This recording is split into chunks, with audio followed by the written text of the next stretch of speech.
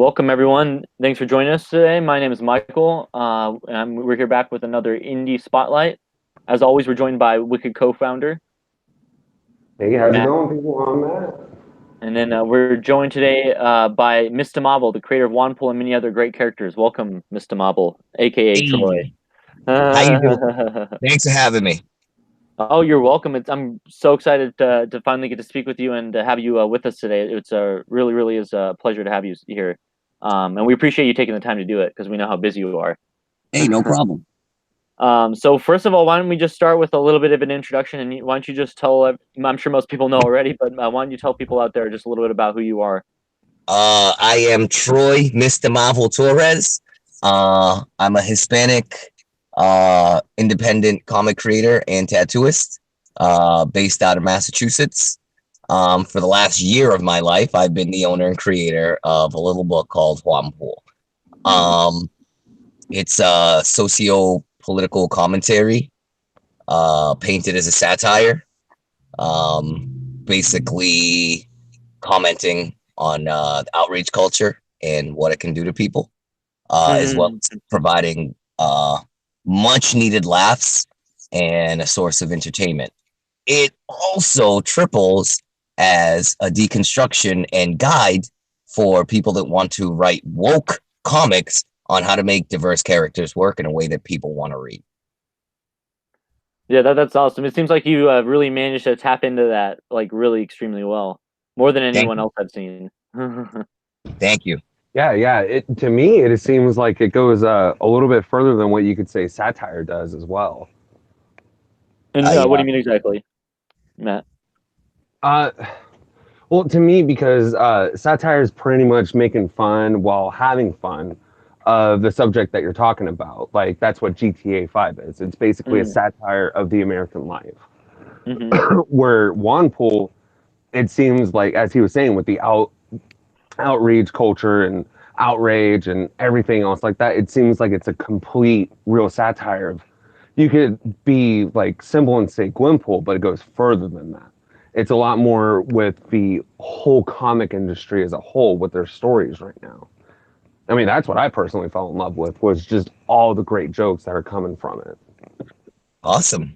Yeah, no, that is very true, and it seems like people really gotten attached to the character. Like you just see Juan Pool popping up everywhere with all sorts of characters, like Regina from Rags, or whoever else. And so it's just cool to see that so many people have really taken to your character.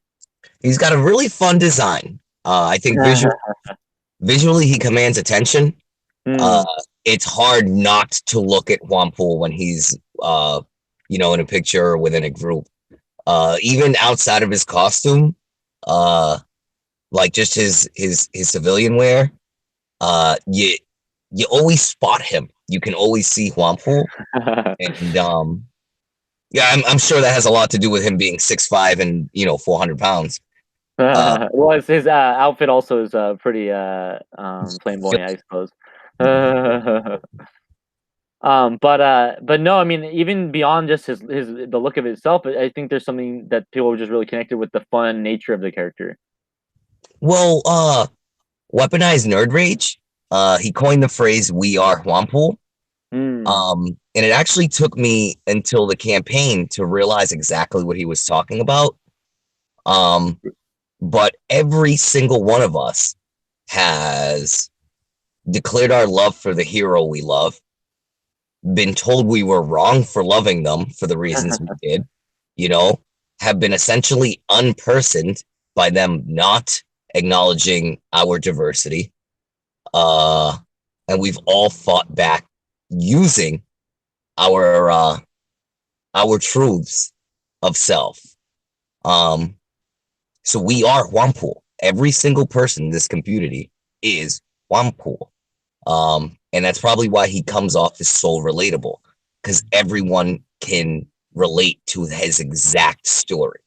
Obviously not everybody is a humongous, brown bisexual man, but everybody knows what it feels like to just want to be allowed to say what you want to say.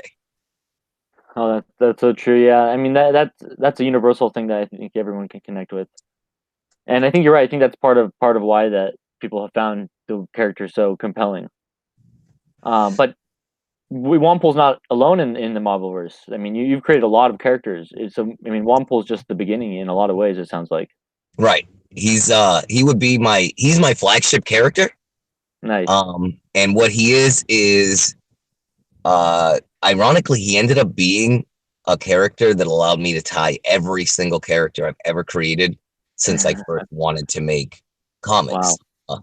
You'll see that a lot of the Marvelverse, they're quite older than JuanPool. Even within his own comic, the majority of characters are much older characters than he is.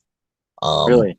But his story allows for their stories to have a place to make sense and work well together. So I've figured out a way to tie in all my characters, something that I failed at for years, just through this one guy and his storyline. Wow. So how did Wanpool first come about? How were you first inspired to create Wanpool? So Captain Cummings back in the day, back when Comicsgate was a completely different thing. He had a weekly contest called Meme Sunday, where he, pretty much give you a subject and you drew out fun memes. They were always, related towards making fun of Marvel and SJW comics. And one week the theme was JuanPool. So I came up with the idea of, well, let me make a character that hits as many diversity boxes as possible. So I made this big, huge, body positive, bisexual, Hispanic superhero. And I threw him in Gwen's outfit. And the tagline was supposed to be, if Marvel really cared about diversity, this is what JuanPool would look like. Unfortunately, I didn't make it in time for it to be aired on his channel, but I went ahead and posted it anyways. And after a couple of tries, it really took off. And, at that point, people wanted to know more about the character. And that's when it was like, all right, I'm going to make a comic book. Wow. Yeah, that's pretty wild story from going from just kind of putting it out there almost as a joke almost to kind of having it become so serious and have so many people behind it backing you up with it. And that's pretty incredible.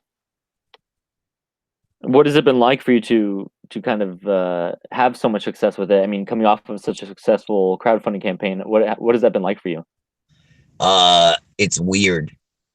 It's very weird because people talk to me like I'm something more than what I am.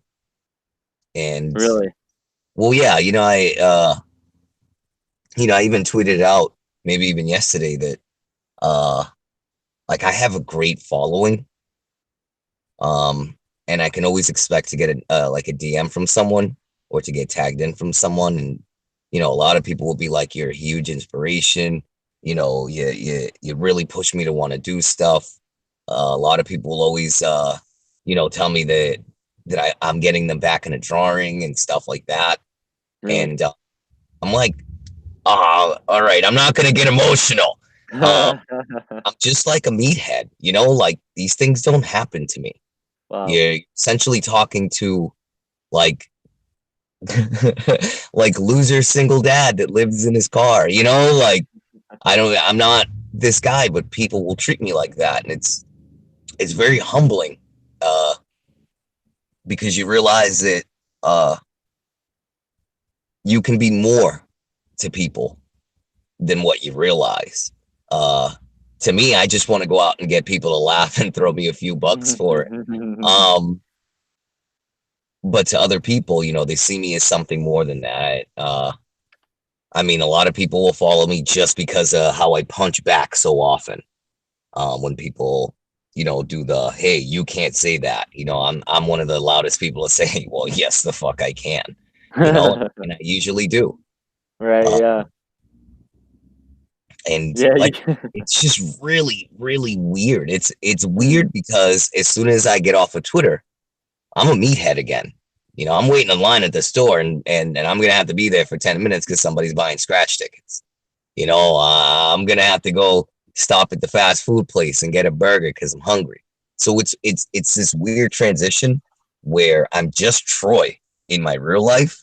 but then I get to put on this costume of Mistah Mahvel That's and awesome. be something more. That's Just that's really so cool. cool.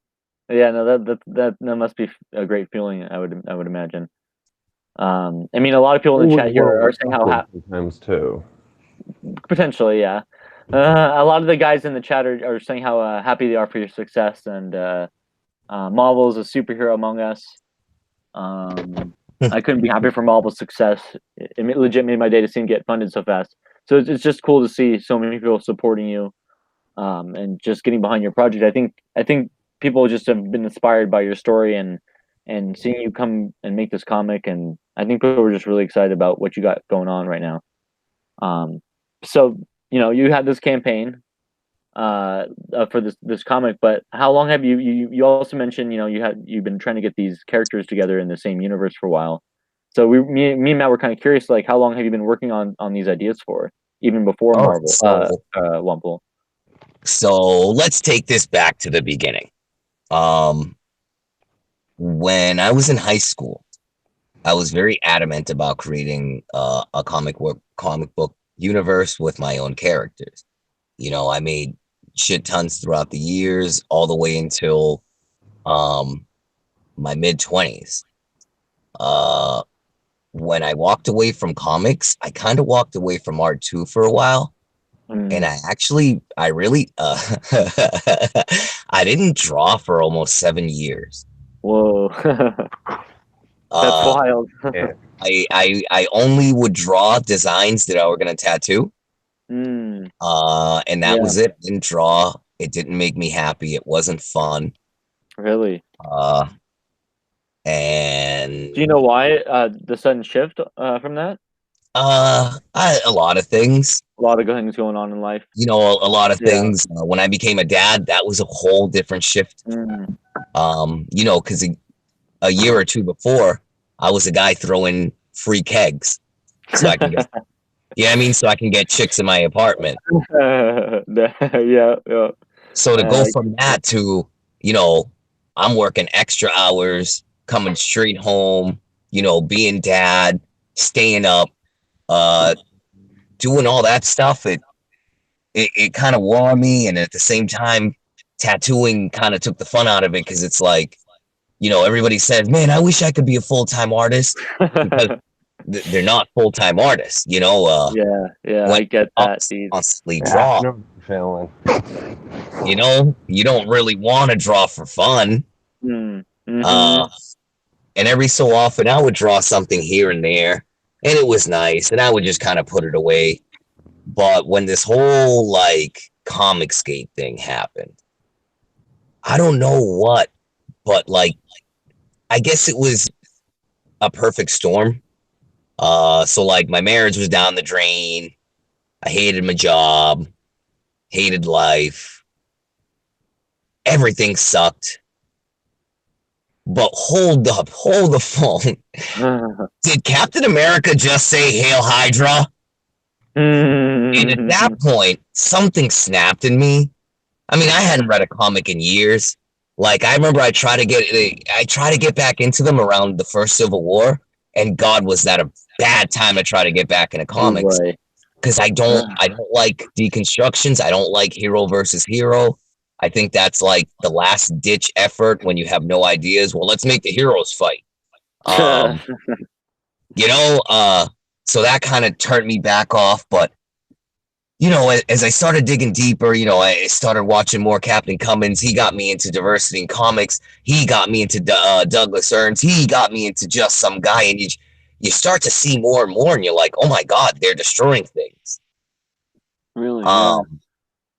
That's kind of how you And got started. Is really when the kind of new movement around Comicsgate kind of sprung up. Sounds like you know interesting. what? Yeah. I mean, I don't claim the hashtag anymore, but I'm very happy in saying, I'm one of the original members. I was Oh, there true, when true. the Ancient Magic was written. You know what I mean? I mean, hell, JuanPool is one of the Revengers, so I mean that shows you right there. You know, But when I got into this community, I really just wanted to shit post and like do high-end memes, and I ended up meeting the right people. So specifically, I ended up meeting Brian Ball, the writer behind Rags. Oh, Uh, nice. Great and guy. it all happened with him asking the simple question of, do you take commissions? Seriously. And he taught me everything you need to know to be an online artist, Hmm. how to grow your fan base, how to really put yourself out there, network. Um, and I just started taking commissions. One of my the very second commission I got, no, the third, uh, the cover for Charger, Oh, which no, very good. Yeah. you know, which is funny because then a year later I end up being the guy doing the book too. So it's that's really funny how that works out. So I've also, I've known Wes for a long time too. I've known him for a while now. Oh, good. Yeah. Uh, and it's one thing led to the other. And I mean, a lot of Now, people get shocked to hear the very first book I ever paneled from start to finish was JuanPool. JuanPool number one was the very first JuanPool that number you one was the very really. first book I ever paneled from start to finish and actually completed. So And that's to have it do so well, I mean, that's pretty impressive. it was nominated for Indie Comic of the Year on Yeah, I know. Comic Central. I was voting for you. I was really hoping you were gonna win that. I'm pretty sure I know why I didn't win, but I'm very proud You of the had some guy that stiff did win. competition that year, I suppose. I get the feeling Hey, that no matter how but much they love me, and I know they mhm, love me and they treat me very well, and they've only been nothing but great to me. Um, oh God, in these trying times, I wouldn't give me the award. You're uh, stupid. hey, well, there's Yeah. still WomPool number 2 coming out, so There's a one there's for still number time. two. Although Uh, yeah. I don't know if it's gonna make it to Comic Central because Really? right now Science Wizard we're trying to figure out a way that you can buy it directly from the Oh, website. interesting. Like a direct digital and a physical kind Basically, of model? yeah, like direct. So like direct digital, and I'm not quite sure where Josh is taking it, but I know he wants you to Interesting. be able to order the physical, um, Very cool. right from the site. Nice. Yeah, that's always a good way to do it to kind of consolidate everything onto one location as best as possible. It's always a smart way to go. And I would love to see them Science Wizard come out with something along that lines. And so you are the first comic that was signed on to Science Wizard Comics. You're the debut. Yep. How'd you first get involved with working with Josh? Well, me and Josh met last summer, um, on Bob Jones' channel, for a show, Meeting of the Minds. We ended up, getting on quite frequent, and we ended up just becoming friends in DMs. And throughout the last year, we just did a lot of work with each other. We work very well with each other. And when we, started working on the project that we're, going to be putting out next, Help Becky Smash and Last Call, um, when he was getting that off on the ground, I was doing a lot of work with him. I, uh, I tend to kind of act like one of the art directors Hmm. for Science Wizard, Hmm. which I'm very proud of. Um, and at first, I didn't want to say anything. I didn't want to be like, hey, can I get on this? Because I didn't know if he wanted it to be an exclusive for this specific universe. But eventually I was like, hey man, I'd be really honored if OnePool, you know, was a Science Wizard comic. And he was like, man, I've been wanting to ask, but I didn't want to step on your toes. I didn't know if you were building a branding. And then I was like, hey man, let's go. And Nice, that's when he showed his chops. He's a very capable publicist and publisher. nice. And this campaign was his brainchild. I've said it on every chance I have. I was just the pretty face. The success goes to Josh. Um, Nice. Yeah, that's like so amazing that no, you guys I were able couldn't to have picked achieve that. better. And it worked out great. Um, because he really wanted it to be the flagship book of the label, and I mean, I couldn't be more proud to be the first book to have this branding. Yeah, no, that's awesome, and I can't wait to see what you guys do next with your next couple titles coming out as well. I'm really excited for that. The last Well, call book in particular. those are gonna go more the sci-fi angle. So I could tell, yeah. I hope everybody's ready for the shift. It's not gonna be so much superhero as it is gonna be like good sci-fi rom. I mean, like heralding back to like the green.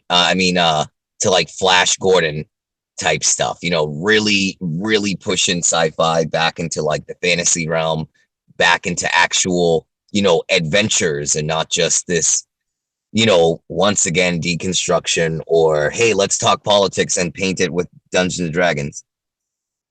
And from what I've seen just a little bit some of the art from the character. Is there going to be any body horror in this one?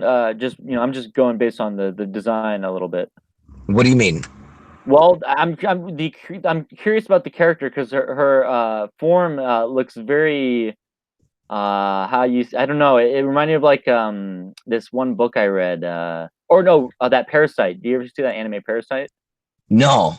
Oh, it's very good. You might check it out. It's basically these creatures kind of are they're like parasite alien creatures that take over a person's body, and in one particular case it was his hand. It took control of his hand, and it gave me the vibes of that, just a little bit of the whole muscly look and creepy thing. So I was just curious. Is there anything you can share about that character yet? I mean, so Erica Nelson, aka The Offspring, is your average 22-year-old, typical blonde college student, part-time yoga instructor, and she ends up stuck with the offspring of an elder god.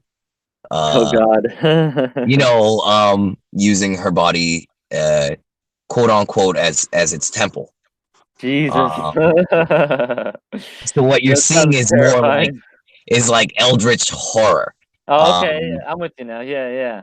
and I would say if this were being done in real life with practical effects, that texture you see would be reminiscent of Brundlefly in the movie The Fly in his final form before he becomes the bug.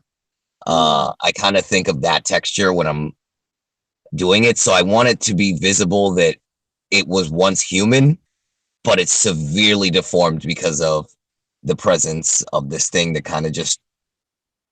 Because, when it comes to Eldritch horrors, they don't so much exist as they're a perversion of reality. Okay. And I want to really push visually that this thing is just, it's like a huge perversion of reality that exists for nothing more than adversity. Then they're really interesting. So is this character an antagonist? Would you say? This is this is the protagonist. This is the main character. This is the main character. We're gonna follow her as she travels to another dimension and gets thrown on an interdimensional mercenary team charged with stopping everything from going to shit. So it's gonna be fun. I'm gonna focus more on her realizing that she's losing her humanity. And and as far as the god itself, I'm gonna focus more on something just constantly reminding her that she has the ability to end all existence in a snap. You know what I mean? So it's not necessarily a malicious force, but it will constantly be the voice of adversity, challenging the things that she believes in. Well, interesting. Yeah. Wow, that's a very different character from JuanPool.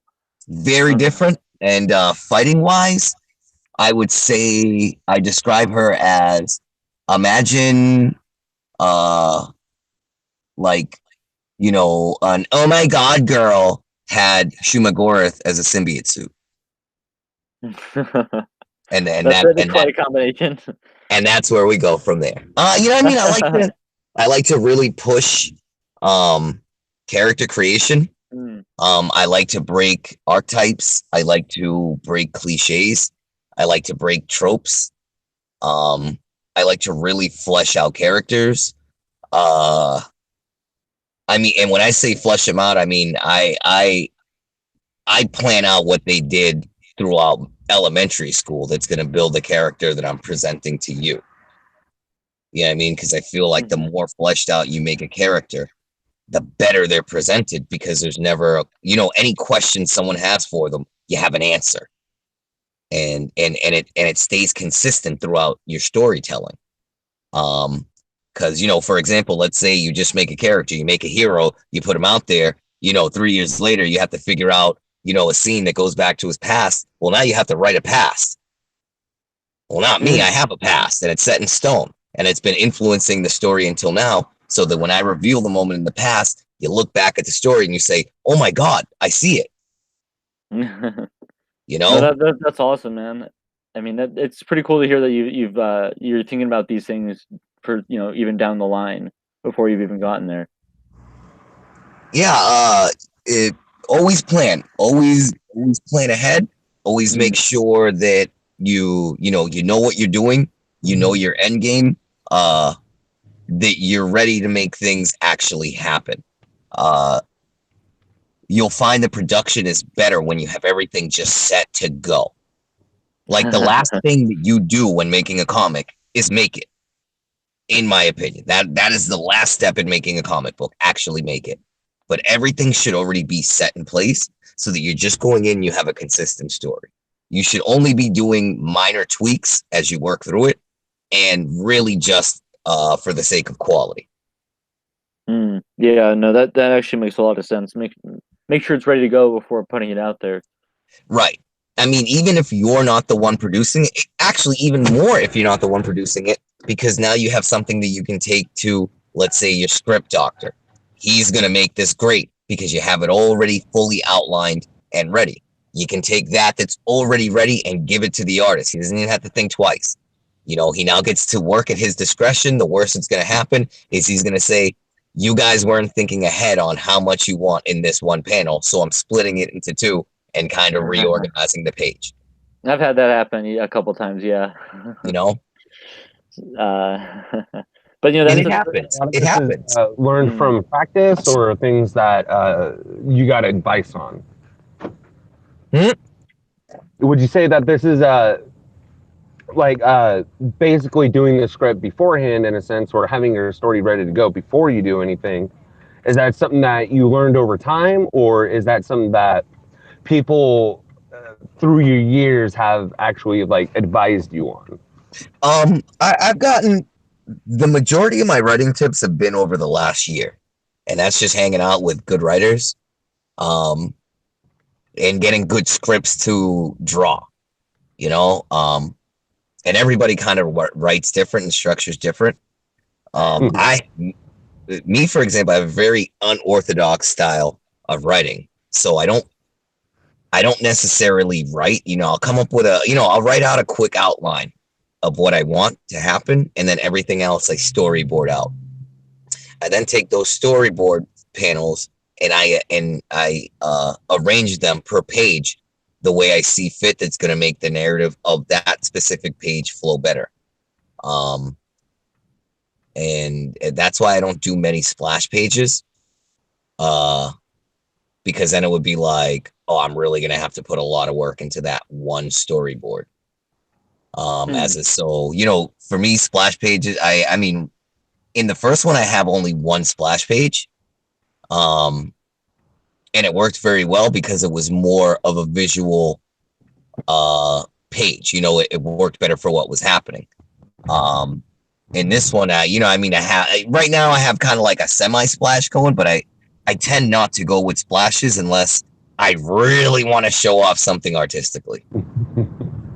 Kind of save it for the big moments, right? Yeah, like the one where you're like, no, this has to happen, and take a full page. And even then, there's very clever ways that you can get a quote unquote splash that still has several other panels and it fits in a structure.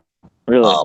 Well, I mean, it's all on perspective and how you single out and what it is you exactly want the audience to see. So in that page where in part 1 where Badger Bitch breaks through, my first idea was give her one full page. But the way I structured the page out worked so much better because I ended up paneling the reactions of the other two right underneath, side by side, from their perspective. So it ended up giving you an even clearer picture of what was going on in that room than if she just burst through the door in one big page. That's pretty awesome. Yeah, so it actually worked better. Emotional response of it all. In a sense. What's that, Matt? More of like an emotional response. You're able to give more of that emotional response as far as you could say with the action or the dialogue that's going on. You could still see everything happening. It seems to be happening at once in a sense. Like she busts through and you're instantly seeing their reaction. Like, oh shit. Pretty much, and that's it. It's another reason why I didn't really draw her very much prior to releasing the book, so that when you finally saw her for that first time, it was like, oh my god, it's Badger Bitch. Like I wanted people to have that reaction of holy shit. And it worked. It's a lot of people comment on how much they like that one page. And if you notice too, that one page was enough to really kind of nix the need to show any more action out of her. She only really does stuff for 2 pages, but it's so powerful that those 2 pages made up for her not being in the rest of the book. If that makes sense. Yeah, no, I get that. Yeah. And do you think you'll ever have her do her own solo book, maybe? I don't want to reveal. I don't want to reveal how it all ends. Enough, yeah. But we'll have to just stay tuned to it won't be, to find out. Right. You're just gonna have to stick with the end. You're gonna have to stick with me till the end. I will tease and say, I personally feel as a creator that I don't want to be done with her yet. Okay, yeah. And that's the most tease I'll give. You know what I mean? Like, she's a great villain to basically pull a, Batman versus Superman and, just get rid of my Doomsday on the very first one. So right now, like I said, I'm in a place as a creator where I don't want to be done with her. So I'll see where it goes with that feeling. You know what I mean? But there is a definitive ending. You know what I mean? This is something that's already been pre-written. There are things I changed. The entirety of JuanPool you've seen? JuanPool is all done. I already know that I've already done not made. But as far as like structured out, it's all written out. It's all you got the plot in your head, man.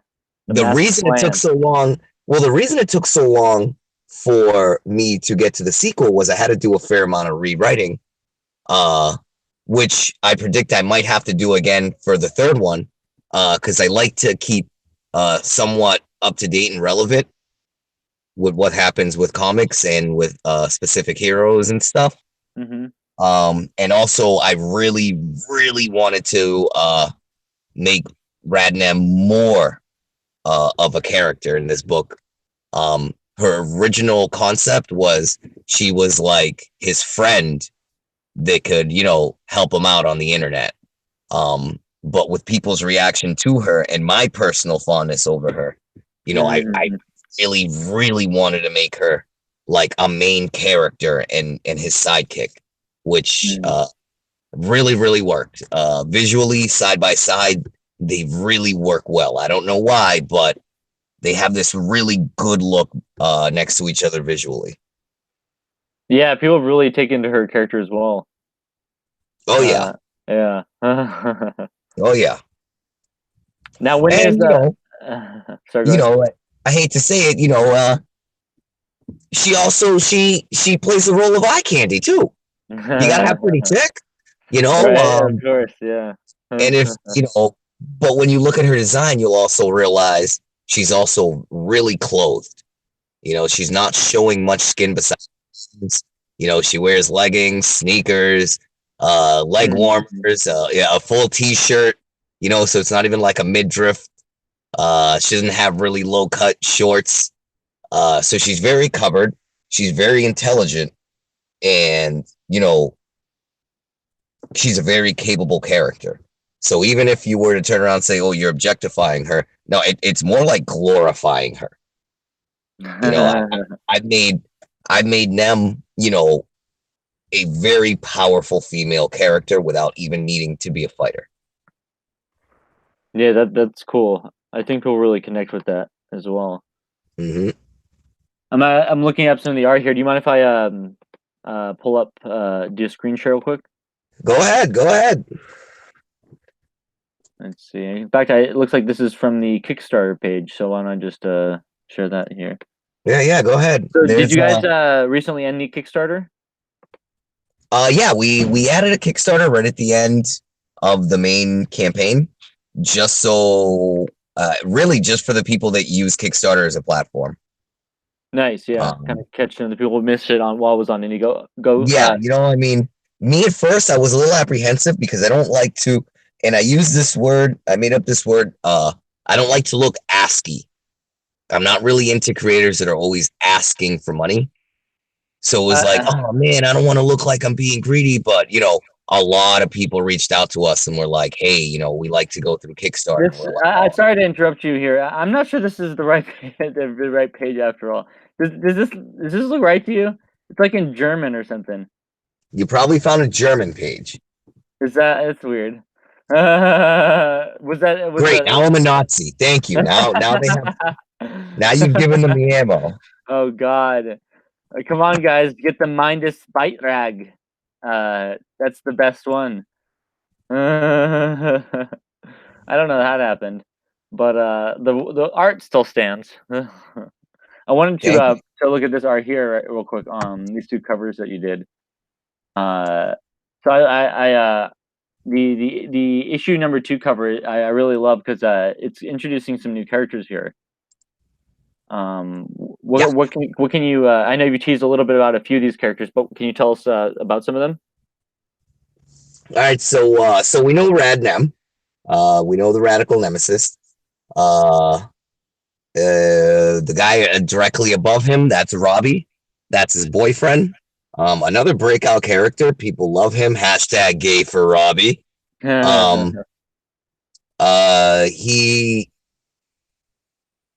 I love Robbie a lot. He actually represents a lot of things in my personal life. And he's one of those funny characters made to frustrate, because while he's an openly homosexual man, but he's also a Republican. So, you know what I mean? Like, you're gonna have to take it with, you know what I mean? If you say you want representation, you didn't say exactly how you wanted me to represent it. So he's your gay guy. He's a Republican, and he, like, you know what I mean? And he votes right. Which I thought was a fun it's a fun parallel to work with too. Right next to him, that's Teddy Bears. That's one of the gang members from the very end of the first issue. He's actually far more than a throwaway character. Like I said, if somebody appeared in JuanPool, they're of importance. I don't have throwaway characters. Even some of the heroes and villains he mentions in dialogue exist. They're not just throwaways. They exist. They may not show up again in the book, but they're part of the greater Marvelverse, I should say. Teddy Bears is actually one of those characters that I made in high school. Really? Wow. And when I was doing that scene and I said and I was getting ready to make the gang members, like, it hit me. I was like, well, wouldn't it be cool, dude, if you brought Teddy Bears into this? And it was like, all right, let's go. He actually will eventually go on to be a significant character in the Marvel verse. And as you can see, you know, he's not feeling too well after what happened to his friend. Hmm. And of Yeah. course, you know, the the current main antagonist, Badger Bitch, giving a mighty yell. Because, you know, JuanPool fun fact, Badger Bitch is always triggered. Well, She's that always ready. so that's interesting. You brought up that none of your characters are throwaways, so they all have an important place inside your universe. Right. Every character that showed up on the page will continue to show up in the Marvel verse and is of significance. Nice. No, that's really cool. You know, and I don't know, it took me forever, but like I said, I figured out ways to slowly get everybody into it, and JuanPool provided the very best. And what I love about those covers are they actually act as kind of first panels. So the cover to issue 1 is the very first panel of the book. And that's where, if you look at him, he's typing out everything he needs to start the live chat. And when you open up the book, that's literally him going live. That's fun. And one, you know, because you can see, you know, the previews of the first page are there. Basically, he's lifting his hood and getting his camera up as he starts to record what's going on in that first page. And all the people behind him would be everybody that's on his mind at that moment. Yeah, that's a really interesting way to do that. Yeah. What made you kind of want to take that approach to it? It just, I did it with the first one by mistake. I didn't even realize that's how I set it up until Really? like I was getting like the PDF, everything ready, and I was like, oh crap, dude, this is like, I was like, dude, that's genius. I was like, oh wow, you came up with this, meathead. And then, you know, a couple of my buddies and, you know, just kind of asked it like, hey, you gonna do that again for the second one? And I was like, you know what, I think I should. Yeah. And more than likely the third one will be the first the next one will be the start of the book as well. So how is the progress going on your second issue right now? It's going pretty good. Every time I start a page, I'm pretty much able to finish it within the day. Sometimes spread out a couple days, but time-wise within the normal time it would take. But right now I'm rotating through everything I'm doing. So like I'll panel a page on one book, panel a page on the other book, then yeah, I mean, just so that I can keep cleansing the palette in between. And So then, do you find it difficult to move from project to project, or is it pretty natural for you? no, because they're so significant, they're so different in like key significant ways that that they're literally palette cleansers to each other. Wow. You Well, know, that's so it's kind of like, cool. Yeah.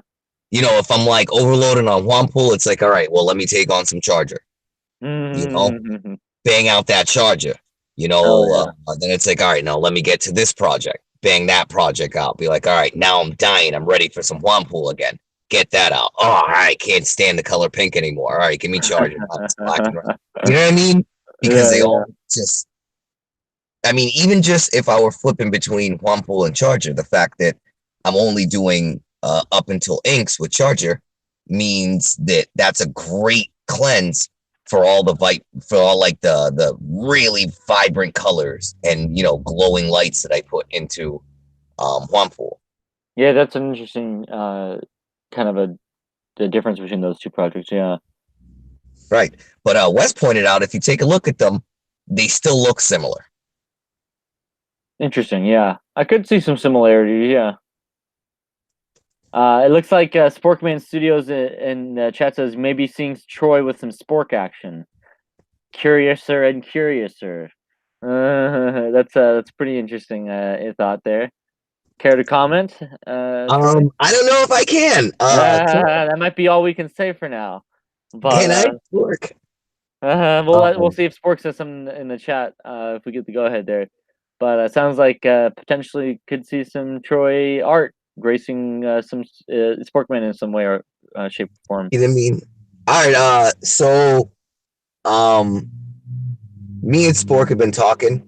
I ended up a couple weeks back. I was on Slick Jimmy's cheesecake challenge where we were celebrating Spork by drawing a very salacious female Spork. And usually whenever I'm gonna join like a live like drawing session, I always prepare myself earlier in the day by drawing concepts out. Oh, really? So, okay. When I go to draw, the most I have to do is really contemplate over the pose. You know what I mean? And basically I'm just gonna suffer trying to get the pose I want. And then I can just bang it out as soon as I get the pose because I know exactly the way the suit and everything's going to look because I pre-conceptualize. Because I love to conceptualize. That's my favorite thing about creating things is coming up with concepts.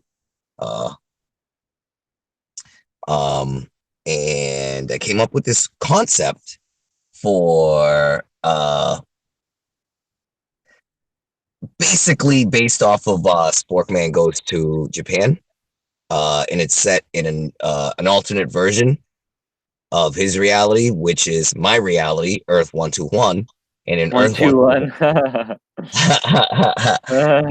in Earth 121, Sporkman and Natsume, they end up retiring, moving to the west coast of the states, settling down and having a daughter. This is like during the 90s and the early 2000s, and basically, we just been shooting back and forth the ideas of the adventures of teenage daughter of Spork. wow. Kind of paint a new, fresh paint over it. Give a nice, give something shiny new with the Spork label on it. That's fun. That sounds like a really cool idea. I love that.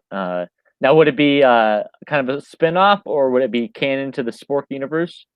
So I mean that I don't know. That I would leave up to him. Right. But Okay.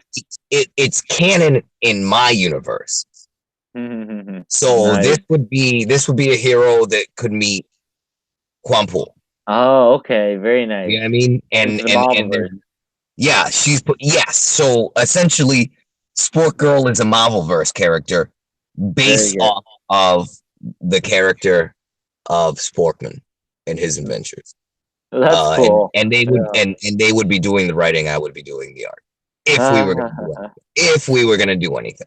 Well, I would love to see it. Hopefully you guys can get that all in row and make yeah. Pretty much like Sports just put in the chat right now.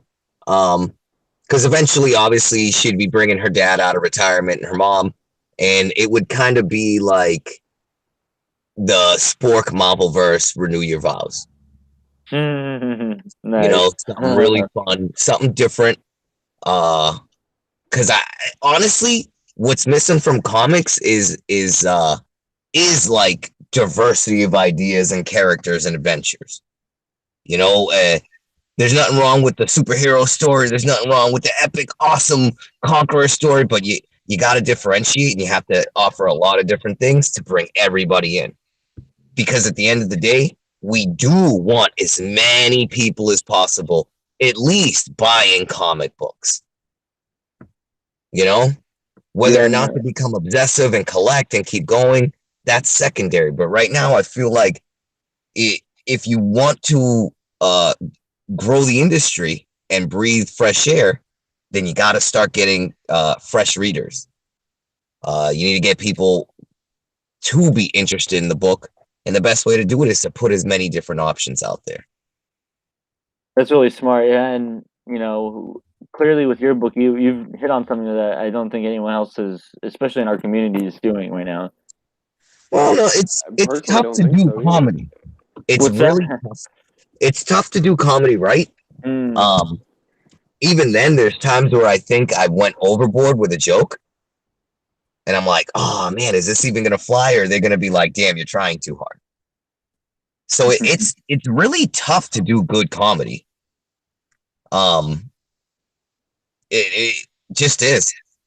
I did feel like it's kind of like that how they say in acting where like I can't remember exactly how it goes, but something like basically like it's harder to like a comedy actor can go ahead and do drama as well, but it's a lot harder for a drama actor just to jump in and start doing comedy. Absolutely. Yeah. I can see that. I can see that. Because it for a lot of comedy people, they're used to always doing comedy. Where for drama people, it would be probably a flip on their head for them because they go from being serious to trying to be extremely funny. So Right, it doesn't quite relate. You know, you can't. The yeah, skills don't cross over necessarily. Right.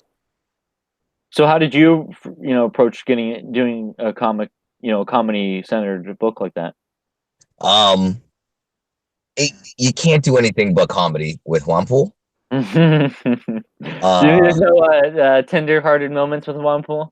um, although, without revealing too much of the book, this isn't gonna be as funny. Because Really? I think I just lied. Uh, I think I just lied. Oh, You can do serious with JuanPool. oh, that's funny, Um, dude. well, probably not as this much book as you're starts to hoping. get into the commentary. The first one hinted to it. It was, kind of nuanced. This one kind of jumps into Juanpool's inner monologues more. You know what I mean? This is where the character starts to grow in front of our eyes. So, you know what I mean? There are more serious parts, but when it comes to the comedy and the parody, um, I think I grew a big set of nuts and I'm about to go hard at some stuff. Dang, um, that's exciting. so yeah, I grew some big nuts. I'm still a little nervous about some of the things that I'm planning for the book, Wow. but Hey, man, if you don't ruffle a fuck it. few feathers, right? Fuck it. You know what I mean? I might as well go for broke. Uh, Exactly. but Well, I got some stuff. I got some stuff that I have planned for the book. do what Wanpool would do. Uh, WWJD, do what Wanpool would I do. can't. I can't. People forget. Juanpool's a sweetheart, and technically he's an Oh. SJW. You know what I mean? Technically. Yeah. Oh Technically, man, Juanpool's an analyzing, SJW. analyzing your enemy. Jeez. Hey, yeah. Well, you know, when you the thing is, if you say everything that happened at Juanpool happened to your average uh right leaning center Hispanic dude, you're like, yeah, I could see that. But the fact that Juanpool's the kind of dude that if he has a sex dream about his female friend, he's gonna call her and apologize because he feels he disrespected her. You know what I mean? Because he Yeah. knows better that you don't do that to women you love in your life. You know what I Uh, mean? That's who Juanpool is. yeah, he couldn't hurt a fly, essentially. Essentially, at the Yeah. beginning. At But the beginning. he's also a superhero, so we're gonna see how things change by the end of the book. Right, yeah. Of course, the superheroes part of a superhero's journey is how they're tested and how they overcome these obstacles. Mm-hmm. But that'll be exciting. And so, we have issue 1 and 2 coming out in print now, thanks to the crowdfunding that you guys did. So what did you guys have you guys revealed the plans yet for how the shipping will work in regards to issue 1 and 2? That I leave all up to the mastermind, Josh. Maybe we'll have That to have him on a I stream one refer time. people right to the publisher. I'm that Nice, kind of yeah. celebrity. No, that's Why? smart. Go get it right from the source. Yeah. I love to say it, and I'll say it again. I'm more like the pretty face. And I'm okay with that. Because well, I mean, specifically, there's a reason I specifically went to Josh, and that's because I knew placing my book in his hands, it was gonna reach as many people as possible, Nice, and yeah. he proved me way right. I mean, he proved himself way right. I I didn't predict we'd do as good as we did. Really? I was blown away. Yeah, you guys did Um, amazing work there. I What was was the absolutely final blown away. total on the Indiegogo? Hold on, let me I'll take a look right now. We'll get Yeah, the it was really cool. I'm no, I backed it that first day when we were doing you guys were doing that live stream. Juan funded. Juan Yeah, funded. man, it would have been a first day, right? Right now in demand, after being in demand, it's at 11,409. I believe the final total was like 10,000 something at the very end of the campaign. Like Wow. we just pulled off the 5 figures, but I can say I'm 5 figure club, which is That's pretty it's awesome, really man. cool. It's really cool. Yeah, jeez, dude. Talk about and for a Um, first comic, man, for a first full comic like that, I'm that's talk telling you, man, about all this success. stuff, it blows me away, dude. This stuff don't happen to guys like me, Really. you know? So, But when do the plans for the you guys have any plans for future campaigns and whatnot, or is it really just kind of focusing right now on getting this first one finished? well, right now, from my point of view as a creator, I'm gonna focus on pumping out the rest of this work that I owe everybody and that I need to finish for myself. So we can get this out as soon as possible. Cause I'm gonna take a minor break from JuanPool to really hash out uh Last Call and Help Becky Smash that we want to get out by the end of we want to at least have something prepared to get out by the end of the year. Now, will these books, at least in the beginning, will they start off mostly as standalone stories as opposed to kind of No, what interconnected we came stories? up with was a really cool idea of telling the same story from two different aspects. Huh. Well, that's So interesting. they both have the same exact story happening. My book's gonna follow my mercenary team, and his book's gonna follow his. That's interesting. And it's gonna be, you know what I mean? So you could read one and get a full story, but if you read them two, you get a full, complete story Oh, of that's what's cool. going on. Uh, That's pretty and smart. Showed in a sense both perspectives, so that this way you get the, as you were saying, like the complete story, and you know both motivations. You know right, probably more about both characters by reading both stories in a sense, rather than just reading the one separately. And it's cool exactly. too because it's not like just one. It's not just like when reading one comic where like you could get all the events. You're actually reading the events and then you're going back and saying, okay, well, what happened from the other's perspective? What did I miss? And where did these pieces connect? And there's a lot of fun stuff you can do with that. I feel like Yeah. that'll be cool. And we're hoping that really that we're hoping to get people really interested in the characters. Right now, actually, Josh has an art contest going on, so everybody should go check out his page. I Nice. believe I also retweeted it, so you can check my page. So you want to go check that out because Josh is known for giving out good stuff, dude. Uh, Josh don't play when it comes to giveaways and contests, so definitely go check that out. Josh is the man when it comes to stuff like that. Really. And real quick, Neostar in the chat asked if one would apologize to Robbie for dreaming about a woman. And my answer to that is no, he would not. He would, uh, trigger warning to anybody that doesn't want to hear gross stuff. He would Uh-oh. kind of rub his morning wood on Robbie's butt and be Oh like, "Come on, God. babe, wake up." He would do that because didn't want to Hey, waste. go He ahead. wouldn't want to waste it. You wouldn't want to waste it. He wouldn't want to waste it.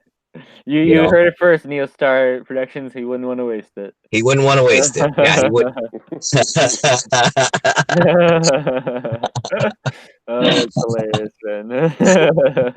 Yeah, that's one pull for you right there. That is one. Because remember, I mean, He is what he's he still a is, man. guy, and he's in a relationship, and uh, the the thing that I think makes people like their relationship is that I didn't write a gay couple. I wrote a fun couple. Hmm. You know, people believe in them as a couple. People like seeing them together. You can tell that they really love each other, that they really enjoy being around each other. There's none of that like forced stereotypical acting, none of that cliched 90s Will and Grace type of gay. No, they're two people that are in a good relationship with one another, and that's how you should write a gay couple, like if they're just a couple.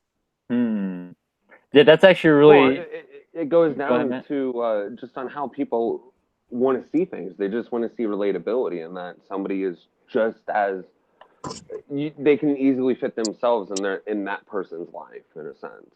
But it can't just be like a checkbox where like, oh, we're checking this Yeah, thing off, yeah. and here it They is, and have now to appreciate it. I think from it's cool. You, sorry, go ahead, Matt. no. Sorry. I was. We pretty much just all agree in a sense. Yeah, From what I can tell, is true, that true, it seems true. like the best stories are not just the most relatable ones, but the clearly seeable ones in a sense. Not just the check marks, but the emotions, their thought process, Right. Yeah, totally. their in a sense why they're doing what they're doing, and for what purpose. Exactly. And that goes way back to the beginning when I said it's that deconstruction of the SJW book and teaching them how to do it correctly. If you want to have No, seriously, if you want to have good gay characters, write good characters. Do that first. If you took away the aspect of them being two gay men and said lover A and lover B, you could take that script and put it to any two combination of people. Mm-hmm. Yeah. And that's what you need to do when you're writing out gay characters. Make it so that that's the most superficial aspect of them. Oh, this guy went off state in high school. He went on to be a cop. He's successful. He's married to someone he loves. He's got a dog. He goes out. He patrols. He's had his downfalls. He's earned the trust of the city. Oh, by the way, the person he's married to is a man. Wow. So you really, You know what I you really mean? think about Yeah, coming from a. just so nonchalant. That's perfect. Like to me, I was like, ooh, I wonder who this guy is. Right. You want to hear about this cop. And Yeah. then, You kind of take it. It's interesting because even though you do all this art and stuff, and you're a comic artist, you do seem to take it from a writer's perspective as well. You really do think about those characters and things. Well, yeah, I'm starting to accept that title more these days. Really? I don't even really see it as more of a writer perspective, but I do see it more artistically as well because every artist is trying to, like you could say, even back in Leonardo da Vinci, the reason why he was so obsessed with all these naturalistic things is because he wanted to make his paintings feel real in a sense. So if you want even just your art to feel real, you have to kind of understand some of these things. Why does this haggard person in the middle of a happy plaza look so haggard? What's going on with that? What's the story of that? I mean, the more of a story you build from just an everyday working that's relatable, the more you can actually, more people want to observe it in a sense. Because humans are questionable animals. We love questions. We love solving things. So to give them that and to make it more relatable creates more of just that investment for the person. So as an artist, I see that perfectly. So I Yeah. guess you could say you could look at it any way you want in any kind of job. I could see that, man. Uh-huh. Yeah, I'm not a artist myself, so I was coming at more from a writer's perspective. But I do see what you mean about that, because it does seem like it would be important to when you're creating the characters as well. Right. Yeah. You really want to get a good, solid basis of who your character is. And going once again back to what I said earlier, you want to have that full background to your character to really, really sell them. I know everything about Robbie's past. I know his job currently. I know exactly what he does. That helps me build the character more, because now his dialogue will reflect the life I gave him. I don't have to think of his reaction on the spot because I already know the character well enough based off of a history I've given them. You know, and that's what's missing now. And it's mostly because comics are dominated by top industry characters that aren't the property of the people writing them. So you have rules you have to follow. You know, you have certain histories you have to stick to. You have a continuation you have to stay within, you know? So you're not seeing that uniqueness, that fleshed out anymore. Because you can only write the same story about the same person so many times. Yeah, that's so true. Yeah, there's a lack of new characters. Yeah. Well, to me, it kind of sounds like that's kind of where a lot of the deconstructing is coming from. Is they're like, well, we've already done everything else. I mean, all that's left is To deconstruct it all, right? postmodernize it. All right, let's do it. People love It's that literally shit right now. it's the equivalent of spending 18 hours setting up dominoes just to knock them over. You know, well, what else would we do with it? Well, you can only do one more thing with it. What, knock it over and put them away. Oh, that's a great Lego city. Now what? We'll put it the fuck away. It's bedtime. Yeah. You know? Yeah, true. No, that's interesting. Now, you know, Mr. Marvel, I mean, JuanPool is, of course, that, you know, where that character comes from is in kind of his inspiration from it. But going forward with all these other characters that you have, are we going to be seeing a lot more variety of characters and from different backgrounds and with different stories coming forward? Oh, yeah. Like a possible fake Superman in a sense. I would be interested to see your take on it. As more of not necessarily comedy, but as, like I was saying earlier in the beginning, more of a satire. I have within JuanPool, I'm introducing a lot of Marvelverse characters, but a lot of those characters I'm gonna take elsewhere. But what I am trying to do is continue to make more parody characters to be within JuanPool's specific book. And without revealing too much, the character named, you know, the character known as Straight Arrow that's missing, he's my take on Batman. Really? Yeah, he's my take on the Batman character. Is he on this this image that we're seeing now, by any chance? Yeah, that shadowy character. Yeah, that's the one I was thinking of. The one near the top left. Yeah. Oh man, I love this image. Right, by the way, I looked at it and went, "Wow, that is a really good take of a parody Batman."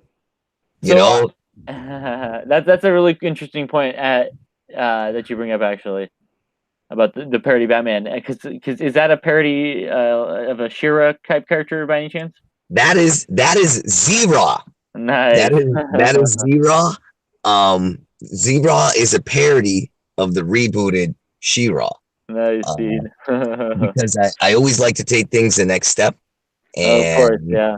To me, I don't think, you know, because they're like, oh, look at how more diverse she is now. Nah, she's just another woman. She's just another white woman. It doesn't matter if she's gay. She's just another white woman. So you're not as woke as me because my Zera is actually trans and has a penis.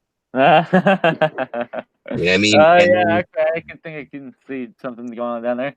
Right. To really push the parody home, mine's the reverse. So they have a very manly woman with a vagina. I have an ultra sexy feminine trans woman with a penis. You know what I mean? Yeah. So what's fun about Zera is more of a Zera is an in-universe character. How do I say it? So Zera is a cartoon that JuanPool watches. Oh, okay. Nice. Kind of a meta character. Yeah, it's a meta character. It's a character within, like I said, it's a story within a story, which I really hope to eventually get the time to sit down and do. Fun. Because I got a fun.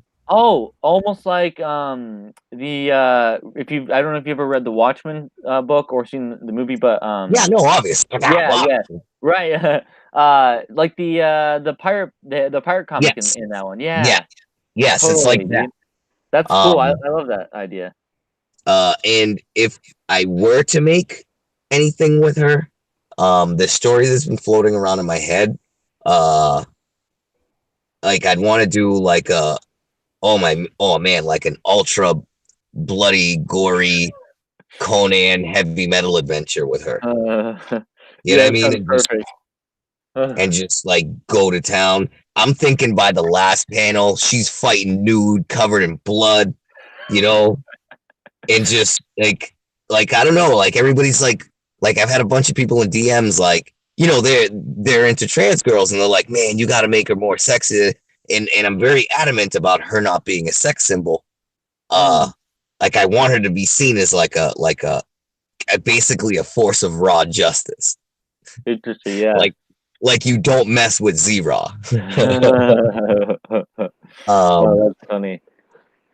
Yeah, that's pretty genius right there. I mean, because I mean, really, like I look at it and I personally just can't help myself but think of Xena and Hercules from back when I was growing up and watching it with my dad. Uh, like it's just like a combination of both those two, just more with He-Man and She-Ra. And yes. that is just, I mean, it would be perfect. Mhm. You know, even the end cover because it's you're kind of basing it more of like on a Conan kind of thing, and that would be perfect for that kind of story, and not really a story, but as something to kind of throw in the background for people. Yeah. Yeah, totally. And I wanted to ask you, like, I mean, we see a lot of the characters that we've talked about already. We see Radnam there, and some of the guys in the back. Robbie's on there. But are we going to see a lot of these other guys in one pool eventually, or are they going to branch out into their own comics? Do you think? Um, I want to do some. I want to bring them into JuanPool. They're gonna exist within JuanPool.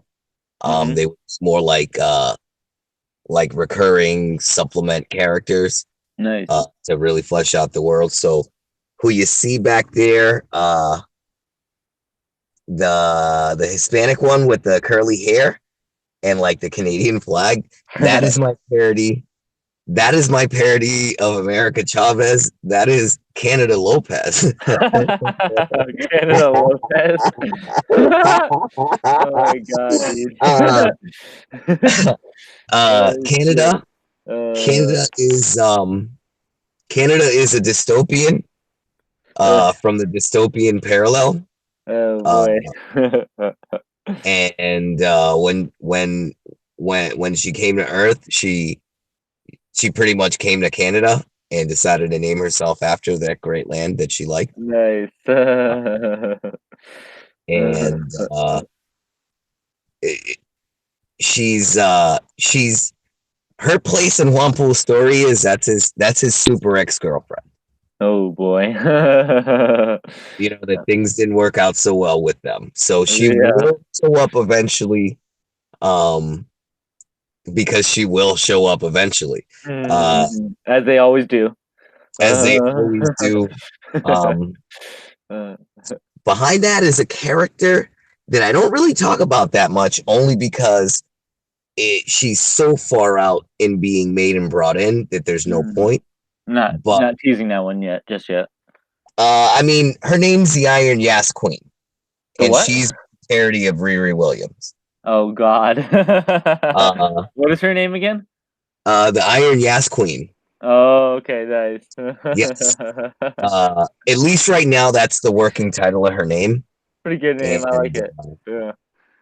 Yeah. well, I mean, what ended up happening when I decided to make the JuanPool book, I came up with 3 possible villains: Badger Bitch, Canada Lopez, and the Iron Yas Queen. And I kind of ran a poll to see who people would want to see him take on first, and it was almost like unanimous Badger Bitch. So Wow. that's Nice. how she ended up in the book. That's But cool.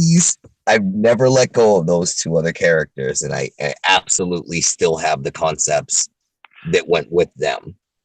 Nice. Yeah. But yeah, the Iron Yas Queen is like I'll just stick to not saying too much about it. Yeah, that's fair. Play it close to the chest on that one a bit. Right, right, Save right. something for later. Yeah, I mean that's what's cool. There's so many characters that we all have to look forward to exploring later down the line. Like there's that guy that looks like Jason Statham over there. Looks fucking badass. So cool. And next Well, to then the other guy. you're gonna love Last Call because he's one of the mercs on the Oh, Last Call team. nice, dude. Hell yeah. So, Oh, that's perfect. Yeah, I was gonna say, last call is in the center there, right? yeah, Nice, nice. Last Call's right there with a teaser character. So the one with like the kind of cyborg face, that pink one with the cyborg face, Mm-hmm. that's a huge teaser. Oh, really? Yeah, that's I mean, way later kind of character. I just kind of tucked her in there because that's where she fit. But Oh, okay. around her would be Last Call. So the one with the big old red eyes, obviously the offspring, and that little Oh, cute one with the glowing orange eyes. nice. Dude, that's Man, exciting. I'm looking forward to this last call. The more I hear about it, the more I like about it. oh man, you're gonna love these two books.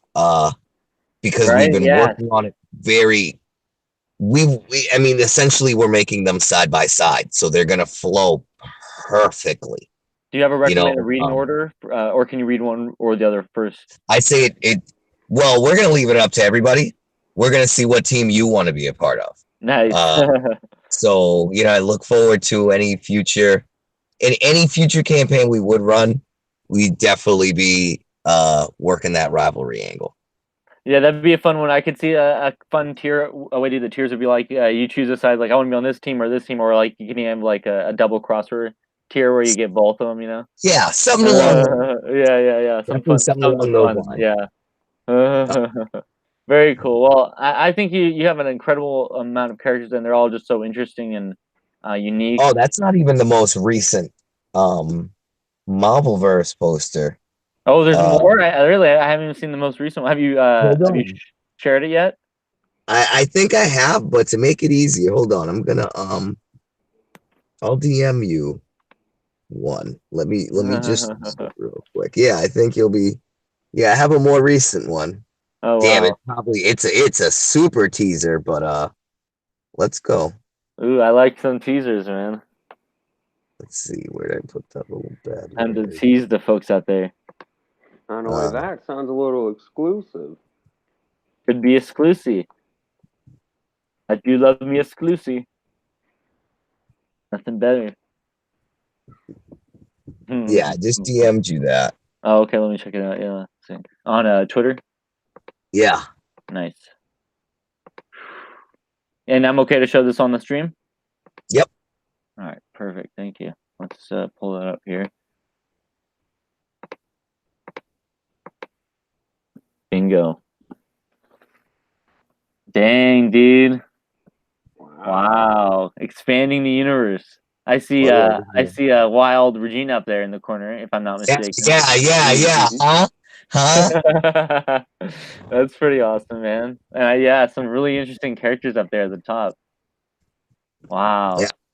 We got some new characters. That's yeah. How can you see this poster just getting bigger and bigger as the universe just expands? Oh well, I don't know if you saw it. Hold on, I'll send you something else. Jeez. Well, I have a new way that I have to present it. Oh, really? Because it's getting so big. Oh my god.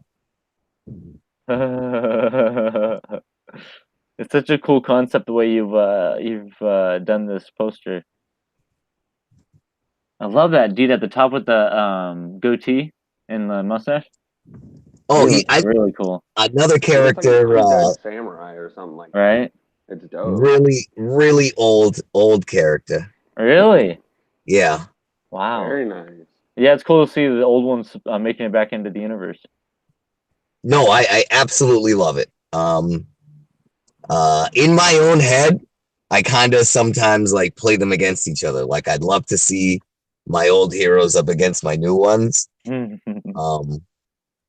that would be ultra fun. Yeah, that's cool. Although you mentioned you're not a big fan of Hero on Hero, so do you think we probably won't be seeing much of that for a while, and at least in Marvelverse? Um, I don't really ever plan on having hero on hero unless there's a specific personal dispute between two people that happen to be heroes. No, Because that's different. You know what I mean? Like, yeah, that's yeah, different. Because that's a little people different. I can see be that. like, it's not unreasonable to be like, you guys had an altercation. It's like, fuck you. No, fuck you. All right, you push him. All right, they push back and be like, oh, you want to go? Mm. You When the know? two are getting Yeah, heated, yeah. It's a little bit better than just an ideological difference because most people can get around all of that. Right. And Right. Yeah. Like, I promise none of my characters are ever going to fight because one of them voted for Trump. You know what I Now, mean? Like, what about that would be dumb. what that would about be stupid. what about like a tournament arc or something where like they're fighting for there's it's not like serious. Could you ever see something like that potentially? Well, I mean, did you check out what I sent you? Because Shit. that would, Oh That's shit. Let me stop probably the sharing this answer. and go check it out right now. Oh wow. because I posted that a while back too. Oh really? Oh, I do remember seeing this one. I believe a while back. I love this one too. Let me pull it up. Right. This is so fun. It's how I have to start presenting the Marvelverse just to keep Ah, I see everything, what you mean. Okay. just And to Oh, it's so keep that is cool, dude. everything neat. awesome. Yes. So much wind, dude. I freaking love that. Yes. It's so fun because like I could totally see this being a fun fighting game. Like if there was ever if you guys ever do like a crowdfunding campaign to do some sort of side scroller video game or anything, I'd be there for that for sure. I feel like a lot Oh of yeah, people that most people would. I feel like a lot Right? of people would. Yeah, the I wouldn't be Marvel against game, that. right? I wouldn't be against it, but at this point, I think I'm gonna take everything, One step at a step time. by step. Like, Yeah, yeah. let me really master the craft of making comics. Get it to be my full-time job. Because right now I'm doing all this stuff, and I have like a 40 to 50 hour a week full-time job. Jeez. So if I had the ability to do this more, I could pump this out like on a Way much more faster. consistent um thing. Wow, yeah, no, that's crazy. It must be hard to find time to fit in all your comic creation when you're working so much. Yeah. Well, I mean, luckily I do all my work on my iPad. Really? So Wow. if it's down, yeah, everything I do is done on an iPad. Uh, So Literally everything, you're a even my tattoo YouTube artist, right? videos. I'm a tattooist, yes. So do you mostly do the do just the art itself as opposed to like the actual tattooing process? So what I do the most of is people come with an idea and like two or three references, and they'll point out the things they like of each, and I Mm-hmm. kind of just take those elements and combine them into one solid design.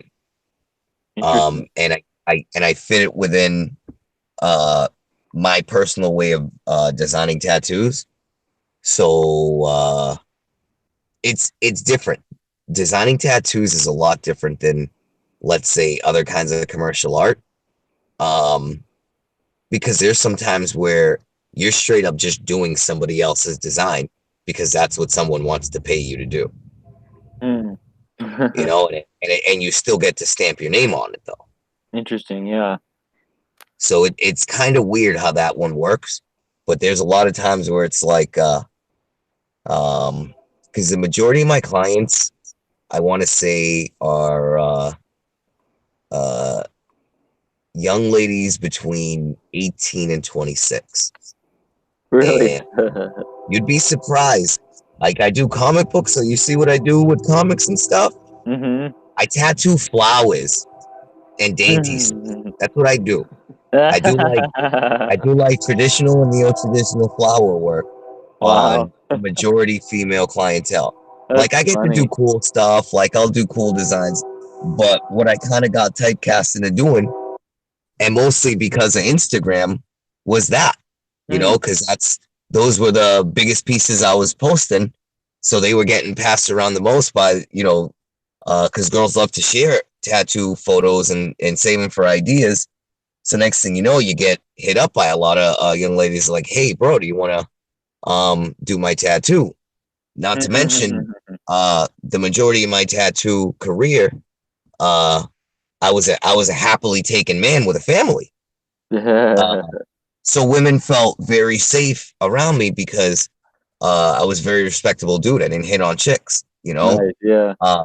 So I ended up getting a very good reputation of, oh, that's who you go to for these specific tattoos, because he's, you know what I mean, like he's a good dude, and he's gonna, you know what I mean, you're gonna feel safe, you're gonna feel comfortable, and you're gonna get good work. Um, and I mean, now I'm a single guy, but I have a daughter, so the way I approach women is completely different. So I get to, remain in that aspect of, oh, go see Troy. He's a good dude. He's, you know what I mean? Right. Like, he's a good dude. He's going to respect you because at the end of the day, his room is filled with pictures of his daughter. Right, yeah. Well, that's good as well, you know. It sounds like you got a good steady influx of customers, and that's always good to have. Yeah, a little And, something to help you get by. Oh yeah. and, because of how times have changed, I have found women have a lot more spending money than men. Nice.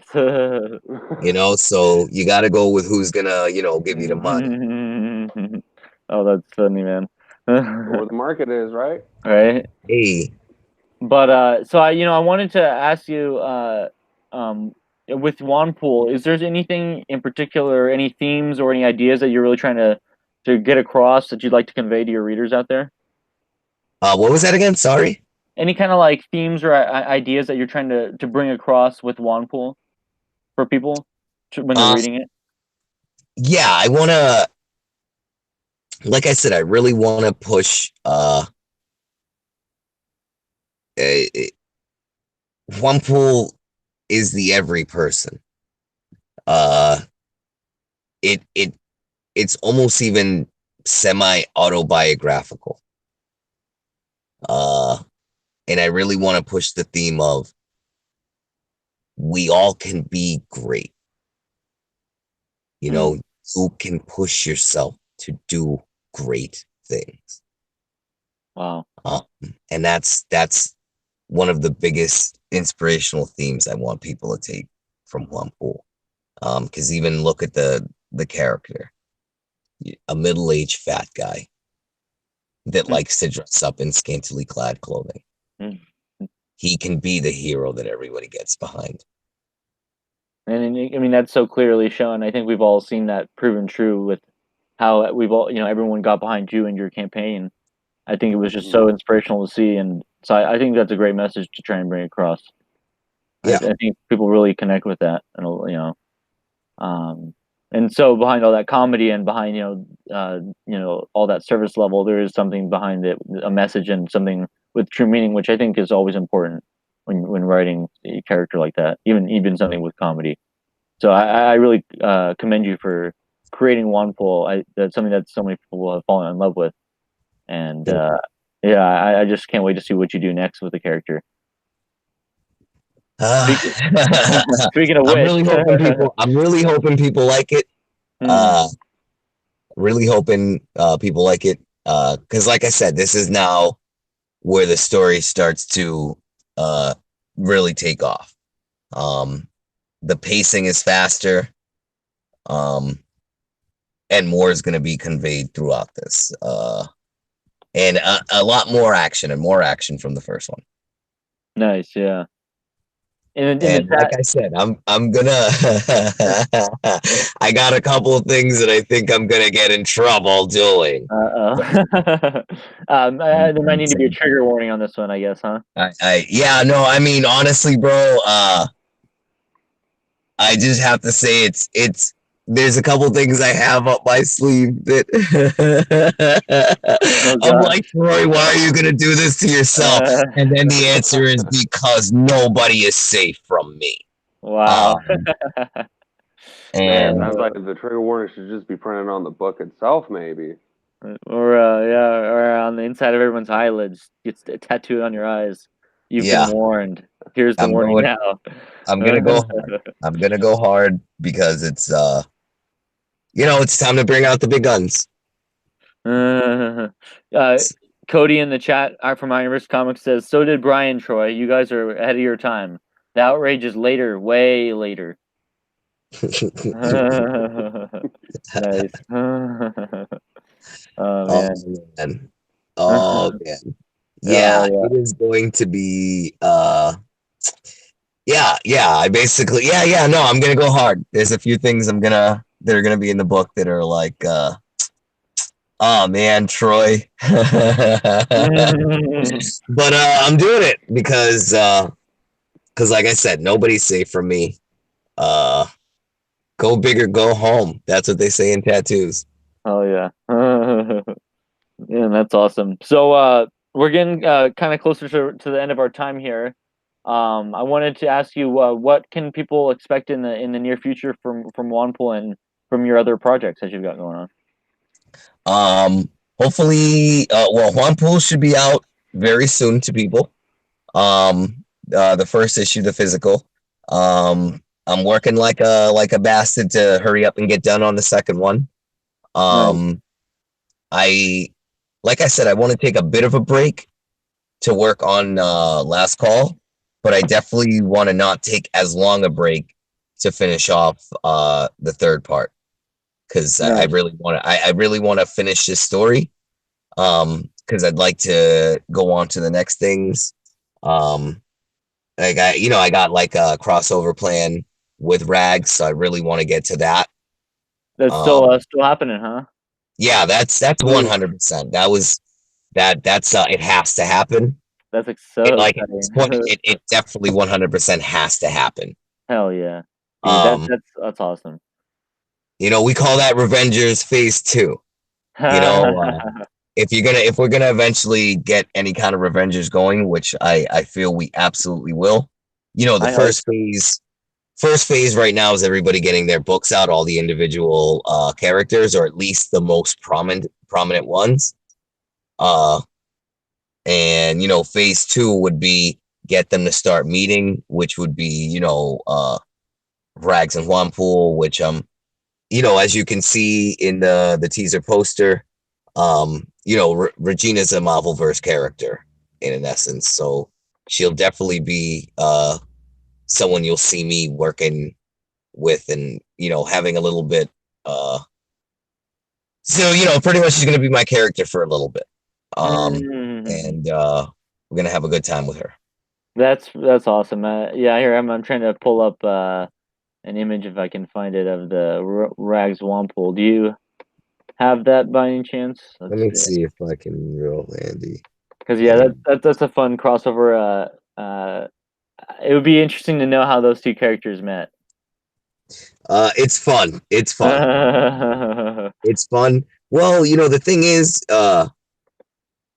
they're two characters that actually work very well together and complete certain aspects of the other. Really?